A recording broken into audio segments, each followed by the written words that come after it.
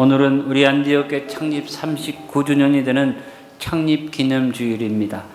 예레미야 31장 10절로 14절의 말씀을 본문으로 흡족함과 만족함이 넘치는 교회라는 제목으로 은혜를 나누기 원합니다.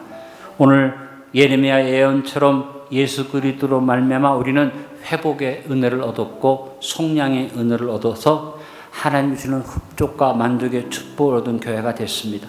창립 39년을 기념하면서 감사드리며 다시 한번 우리 하나님이 우리의 앞날에 흡족함과 만족함의 은혜와 복을 주시기를 확인하고 그것을 누리며 증거하는 증인들이 되도록 합시다. 오늘 첫 번째 회복의 은혜를 누리고 전하는 교회가 됩시다. 우리는 언제나 우리의 과거를 잊지 말아야만 합니다. 우리가 잊지 말아야 할 우리의 과거가 뭡니까? 오늘 10절에 말합니다. 이스라엘을 흩으신 자가 그를 모으시고, 흩으심은 죄에 대한 하나님의 형벌입니다. 구원받게 삶은 아무리 많이 가져도 많이 이루어도 결과는 흩어지는 삶입니다.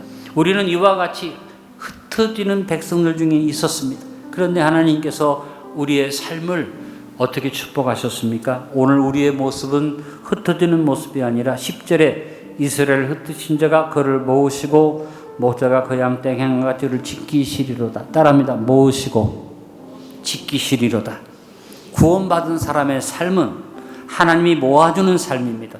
여기서 모으신다는 말은 히브리 말로 카바치라는 말인데 그냥 모으는 게 아니라 수집해서 보존한다는 의미를 가지고 있습니다. 하나님께서 여러분을 그냥 모은 게 아니라 많은 세상 사람들 가운데 특별히 내 백성으로 수집을 하셔서 이제는 여러분이 흩어지지 않도록 보존하시는 카바체의 은혜로 안디옥 교회를 만드시고 이제까지 인도해 오신 줄로 믿습니다. 그리고 목자가 양떼에게 행한 것처럼 이렇게 수집해서 보존한 백성들을 하나님께서 목자가 양떼를 이끄는 것처럼 이끌어 가신다. 목자가 양떼를 어디로 이끌어 갑니까? 푸른 초장으로, 쉴만한 물가로, 기름진 곳으로. 그래서 이와 같은 목양의 모습을 라라고 그러는데 카바체에서 우리를 수집하고 모으신 하나님이 우리를 라의 은혜로 인도해 가시면서 그를 지키신다, 지킨다는 말은 샤마르라는 말인데 그냥 지키는 게 아니라 곁에서 눈을 떼지 않고 지켜보는 것을 샤마르라고 합니다. 하나님은 죄악으로 흩어져서 하나님을 떠나 방황하던 우리 안디옥교회 성도 한 사람 한 사람을 특별히 수집하고 모으셔서 카바체 은혜로 보존하시며 안디옥교회를 이루게 하시고 우리를 하나님의 양떼에 삼으셔서 쉴만한 물가와 기름진 초장으로 인도하신 라의 복을 누리게 하셨고 우리 곁에서 우리에게 눈을 떼지 않고 지켜주시는 샤마르의 복을 누리게 하심으로 우리에게 흡족함과 만족함의 축복을 주셨습니다. 지난 39년을 기념하면서 우리에게 임한 만족한 회복에 대하여 감사드리며 이 은혜를 열방에 전하는 증인의 결단을 하도록 합시다. 두 번째, 속량의 복을 누리고 전하는 교회가 됩시다. 예레미야 예언의 핵심이 11절인데 여호와께서 야곱을 어떻게 구원하시되 그들보다 강한 자의 손에서 속량하셨으니 오늘 두 가지 단어가 11절에 나타납니다. 구원이라는 말은 파다라는 말입니다. 돈을 주고 샀다는 의미를 가지고 있습니다. 속량이라는 단어는 갈이라는 단어입니다. 이 단어는 샀기 때문에 되찾았기 때문에 친족처럼 행하게 한다는 의미를 가지고 있습니다. 그래서 우리가 주님 앞에서 감사해야 할 것은 뭐냐면 예수님의 보혈로 값을 지르고 하나님의 대사신 대속인인 파다를 얻는 우리 안디옥 교회 성도들을 하나님의 자녀가 되어 권세 있게 행하는 가를 이루는 하나님의 친족들로 세우셨다는 사실을 감격으로 생각하고 감사하시기 바랍니다. 요한 1장 12절에 영접하는 자 곧 그 이름을 믿는 자들에게는 구원을 줬다고 말하지 않고 하나님의 자녀가 되는 권세를 주셨으니 로마서 8장 15절과 갈라디아서 4장 6절에서는 하나님을 우리가 어떻게 부르게 하셨다. 아바 아버지로 부르는 권세를 주셨다고 그랬고 오늘 우리가 두 번째 키워드로 생각하는 속량은 완벽한 만족의 구속의 은혜입니다. 만족한 속량의 의미를 깊이 새긴 대로 감사드리면서 이방이었는데 이런 구원을 얻은 우리가 오늘 예레미야 예언처럼 하나님의 자녀로서 구원을 열방에 전하는 전도와 순교의 사명을 감당하기를 결단합시다.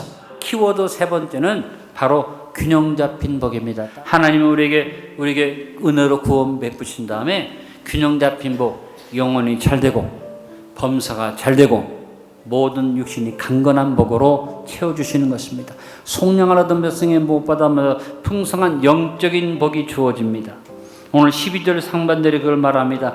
그들이 와서 시온의 높은 곳에서 찬송하며 구원을 얻으면 속량을 받으면 시온의 높은 곳에 올라가는 영적 축복을 받습니다. 또한 속량을 얻은 백성에는 육신의 환경에도 균형 잡힌 풍성하고 만족한 복을 부어주시는 것입니다. 12절 중반절에 여호와의 복을 뭐라고 말합니까? 곡식, 일용할 양식입니다. 새 포도주, 흥겹고 즐거움을 누리게 하는 하나님이 주는 축복입니다. 기름, 모든 것이 박하지 않고 윤택한 복입니다. 어린 양의 때와 소의 때를 얻고 크게 기뻐하리라. 우리 육신의 삶 속에 먹고 마시고 즐기는 것과 또 모든 미래를 보장하는 풍성한 물질의 복으로 함께 하신다고 약속해 주셨고, 속량을 얻은 백성에게 심령 가운데 에덴 동산에 만족한 복을 준다고 12절에 말합니다. 그 심령은 물된 동산 같겠고 다시는 근심이 없으리로다. 강이 발원해서 사방으로 흐르는 물된 동산이 에덴이죠. 에덴 동산의 명칭의 의미가 뭡니까? 기쁨의 동산입니다.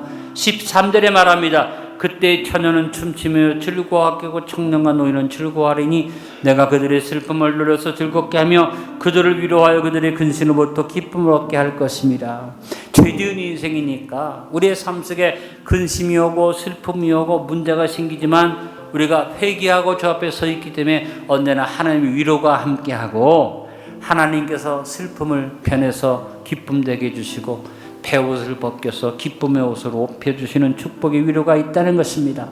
만약에 우리의 삶 속에 근심이 없다면, 염려가 없다면 기도하지 아니할 것입니다. 그러나 근심과 염려로 기도하지만 기도한 자는 기도를 통해서 뭐가 됩니까? 기도하고 하나님 앞에 회개하면 제사장의 복을 받습니다.